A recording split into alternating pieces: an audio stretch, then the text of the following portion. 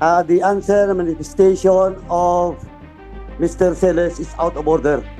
He is out of order because you cannot dictate in this house and you cannot move. Only members of you ask members of this house. Yes, I am explaining, No, sir. I am not moving. no, your manifestation is out of order. I am Do requesting. not picture us. No, I am not lecturing. I am standing up for my right. Mr. I am standing up for my right. Remember, we might cite you in contempt. And so be it, Your Honor. You challenge us? Yes, if that will... Ito ang wow trending. Hindi na nakapagpigil pa ang SMNI News Anchor at dating NPA na si Ka Eric. Ito ay matapos natakutin ng isang kongresista na i-cite in contempt sa pangalawang hearing patungkol sa issue ng fake news daw na balita ni Ka Eric sa 1.8 billion travel expenses ni Martin Tambaloslos Romualdez at nang sabihan si Ka Eric na out of order. Dito na high blood si Ka Eric at napatayo pa habang galit na nagsasalita si Ka Eric ay mapapansin na parang pinatay ng House of Congress ang audio ng kanyang mic. Pinaliwanag naman ng House Chairman kung bakit hindi si Ka Eric at Lorin Badoy nabigyan ng pagkakataon na ipagtanggol ng mga abogado ng SMNI sa unang hearing. Takot na takot kasi ang mga congressman na yan mawawalan sila ng kukurakutin kaya ayaw nila sa SMNI. Nakakatakot na ang gobyerno natin ngayon. Kawawang Pilipinas, I really miss President Duterte strong leadership. Grabe yung Congress ngayon, nakakadismaya, sila malala, masyadong korupsyon dyan at conspiracy. Parang mga pulis din, mga congressman nagtatakipan rin. Paano na ang mga Pilipino? Kawawang Pilipinas. I stand with SMNI. Para sa katotohanan, dami talagang buhaya sa Congress, talagang todo depensa sila sa boss nila. Nangangarap maging presidente, hindi ka mananalo, Romualdez. Kahit sinong bisita sa mga Congress o sa Senate hearing, kapag ayaw kang pakinggan o intindihin ng mga sasabihin mo, wala kang magagawa. Kaya pagka-akusado ka sa mga damuhong institusyon na yan, asahan mo na natanggapin mo lahat maganda man o masama ang sasabihin ng mga damuhong congressman at senador. Naging kangaroo court na ang House of Representatives, puro pagtatakip lang ang ginawa nila. Kuno investigasyon sa Kamara kung pwede lang sila nabuwagin. Bakit pinag-iinitan ng SMNI? Bakit di yung mga anchors ng SMNI ang sampahan ng kaso sa korte? Bias ang House of Representatives dito sa ginawa nila. Kaakibat sa prebyong ito ay ang pananagutan na inatang sa ating grantee. It cannot exercise the privilege with impunity and invoke press freedom as pretext for information that may mislead the public. Nais kong bigyan ng diin na ang isyong ito ay hindi tungkol sa kalayaan ng pamamahayag o ang malayang pagpapahayag. Ito ay ang malagang pagsusuri kung narapat ipagpatuloy ng Suarez Sug Media Corporation bilang isang grantee. Kami po ay kaisa ng bayan sa pagpapalahad ng katotohanan at sumusunod ito kami sa tamang proseso ng pandinig nito. Maraming salamat sa inyo. Before we may proceed, may I direct the committee secretary to acknowledge the members in attendance and resource persons with us today. Comsec.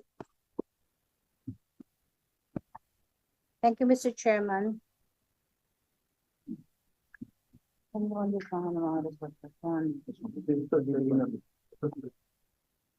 In today's meeting, we have the following members in attendance. We have the Vice Chairperson, Representative Johnny T. Pimentel, Representative Jervil Luistro, Representative Stella Luz Kimbo, Representative Robert Ace Barbers, Representative Joseph Stephen Paduano, Representative David J.J. Suarez, Representative Ramon Rodrigo Gutierrez, Representative Alan T., Representative Agustina Dominique Pancho. We also have Representative Alfred de los Santos, Representative Francisco Jose Matugas, Representative Toby Chanco, Representative Alfred, Representative Faustino Inodi, Representative Ricardo Cruz Jr., Representative Dan Fernandez, Representative Christian Onavia, Representative Romeo Acop, and Representative Antonio Ferrer. Source persons. For the resource persons. For our resource person from KBP, we have Attorney Rudolph Steve Hularbal. From the MTRCB, we have Attorney Cesar Pareja. From the MTRCB, we have Attorney Abubakar Johari and Mr. Bobby Diciembre from NTRCB as well. We have from NTC, the Deputy Commissioner Alvin Blanco. From SEC, we have the General Counsel, Attorney Ronald Padilla and Attorney Gerard Del Rosario. And with them, we have Attorney Mazer Martin Tarnel. From the SMNI, we have Attorney Mark Tolentino, Attorney Rolex Suplico, Ms. Lorraine Badoy, and Mr. Jeffrey Celis.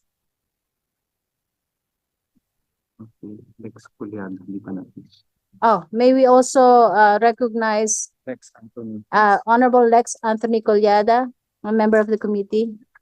And we also have from NTC, Attorney Andy Castillar. And also we invited again Attorney Rico Domingo from the MAD. Thank you. Okay na. Thank you.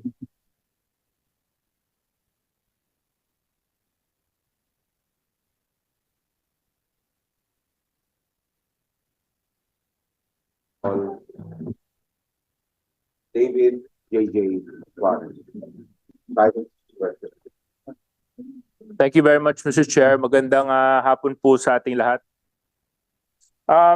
Mr. Chair, I just want to start off from where we ended last hearing with regards to the news that Jeffrey Celis mentioned in their program. Mr. Celis, are you with us today? Yes, sir. Yes, thank you. When we ended our hearing last week, the statements I released was that we were treading in very dangerous grounds as the source, the resource person mentioned that his source emanated from the Senate. And I felt that it was important for us to determine who that source was, because it was also determined in last hearing that the statements issued by Mr. Celis in his program was false. And if indeed it is from the Senate, interparliamentary relations between the House and the Senate are now put in question. Because parang lumalabas, may nagli-leak ng hindi makatotohanang balita mula sa Senado patungkol sa House of Representatives. At nung December 3, if I may be allowed, Mr. Chair, Senate President Subiri issued a statement. And if I may be allowed to read, he stated, "I have no knowledge whatsoever of anyone from the Senate leaking information to any reporter on any House matter. Until the concerned resource speaker names a Senate employee, there is no reason to believe that these allegations are anything more than intrigues being sown to create controversy and fake news. We respect interparliamentary courtesy and would not want to put a rift in the strong partnership that we have with the House, with the leadership and the members of the House. I would suggest that the House continue their investigation until they get to the bottom of this accusation and press for the concerned person to reveal the name of their alleged source in the Senate. Otherwise, the House can cite them in contempt. If they can prove it's an employee of the Senate, then we will initiate disciplinary action on those involved." Quote unquote from Senate President Miguel Subiri. So now, Mr. Celis, I would just like to reiterate my question. The source, please. Mr. Chairman, honorable members of this committee, may I be allowed, please, to manifest a statement of clarification before I proceed to answer the question of Honorable Congressman J.G. Suarez, because I believe that the statement that I am going to make as an opening premise to the answer that I should be giving to the Honorable Congressman will settle everything and clarify before the nation a very important statement that I want to make. Mr. Chairman, may I be allowed, please? Before I allow you, I'd like to remind everyone that your oath Yes. has been administered in the last session, and this will continue up to today. Yeah. So you're under oath. Yeah. So lahat po sabihin po natin ay ang katotohanan. Okay. Can I proceed, Mr. Chairman? Yes, you may. Mr. Chairman, Okay. Mr. Chairman, Yes, Honorable ako. meron pong katanungan si Honorable Suarez, di po ba? Opo. Hindi ba dapat sagutin lang ng resource person or witness yung katanungan muna Okay. bago siya mag-explain? Mr. Chair. Thank you for the reminder, Congressman Acop, sir. And to the members of this committee, I feel, and it is my right to state before this committee and the August Chamber of Congress, that this committee is not above the law. No one in government is above the law. We are a government of laws. I am protected under the Soto law. I have the constitutional right. I requested per record that I may be given competent advice and assistance of a legal counsel, and such right is guaranteed by the Constitution. And such right is also stipulated clearly in Section 12 of the Governing House rules pertaining to committee hearing and conduct of investigation. And even if I am not in a court trial, the right to seek out counsel advice and assistance from a counsel is a part of principle of due process, a principle guaranteed by the Constitution.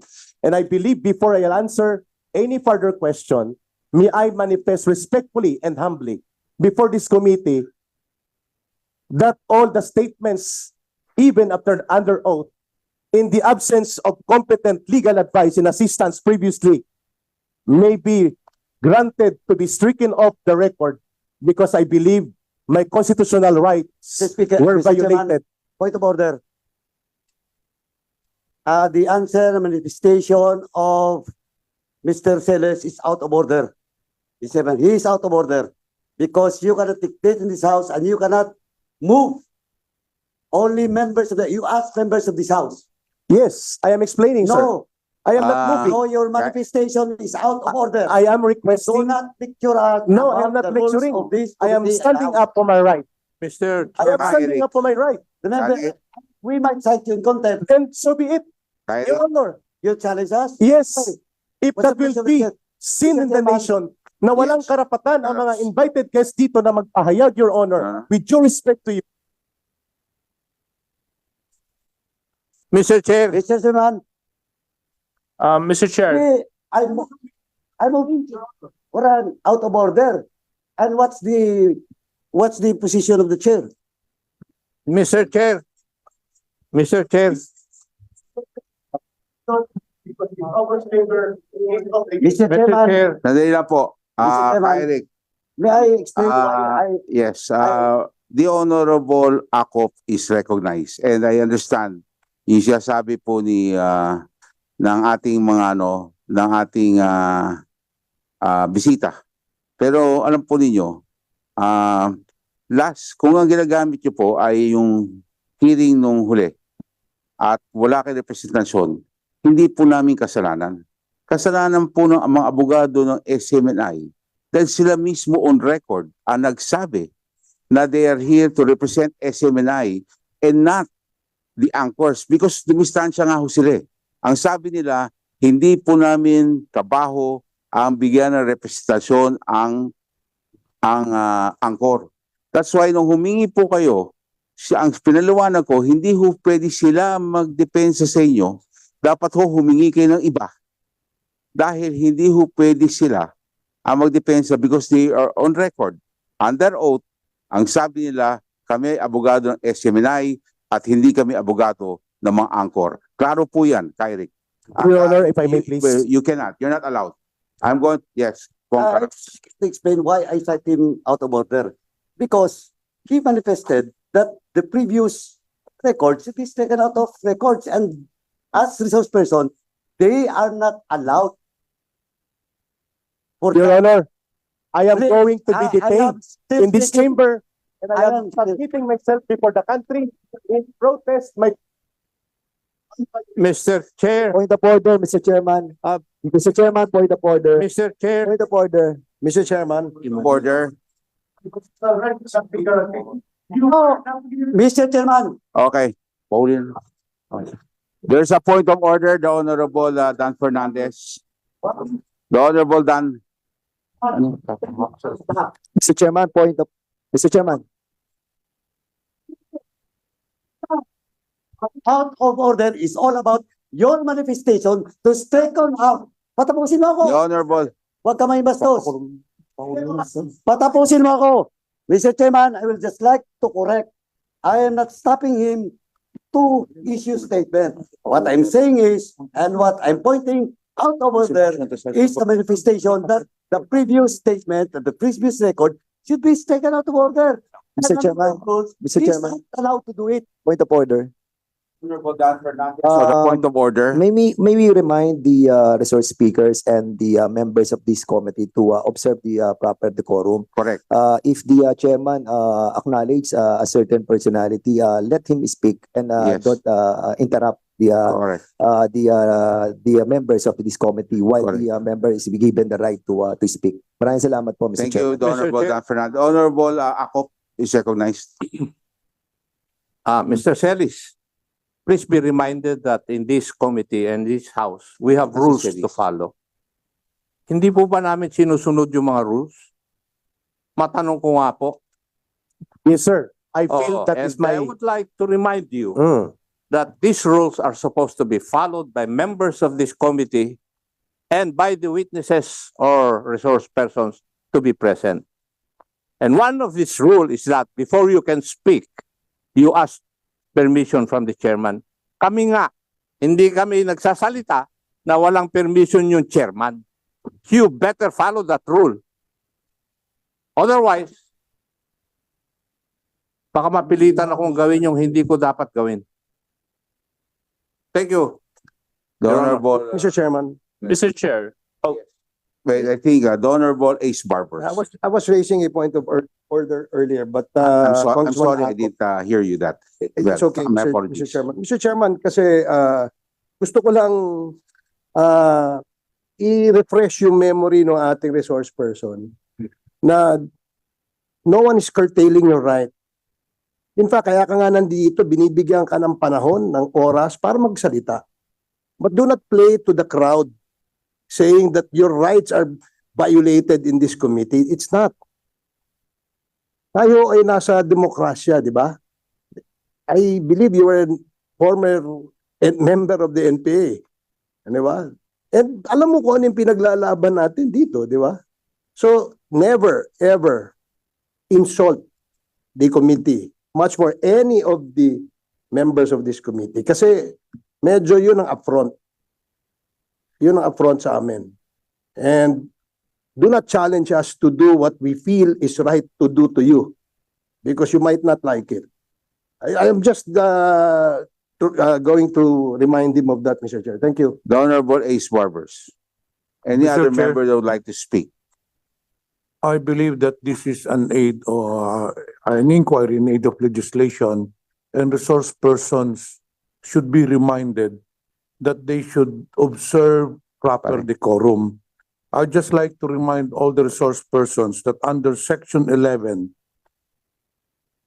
this inquiry, or for that matter, Congress has the power to contempt. The committee may punish any person for contempt by a vote of 2/3 of the members present, there being a quorum. And there are 6 grounds for contempt, one of which is letter E, acting in a disrespectful manner towards any member of the committee or any misbehavior in the presence of the committee.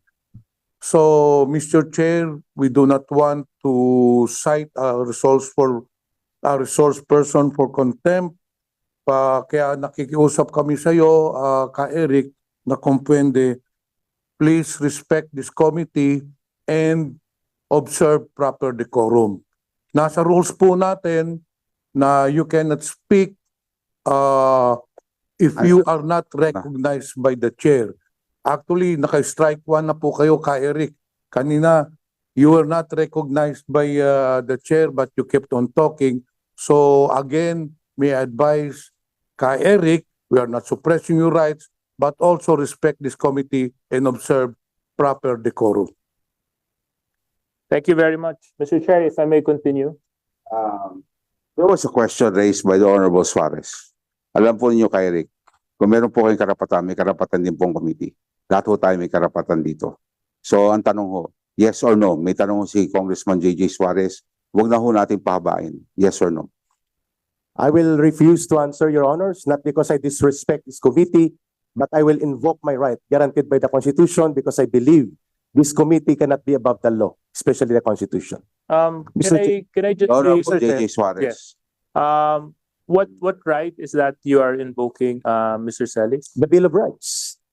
The Bill of Rights guarantees me for the guarantee of due process and even the SOTO law and even the House rules. Yes. Constitutionally guaranteed rights, Your Honor, Mr. Yeah. Chairman, cannot Mr. be violated by any branch of the government.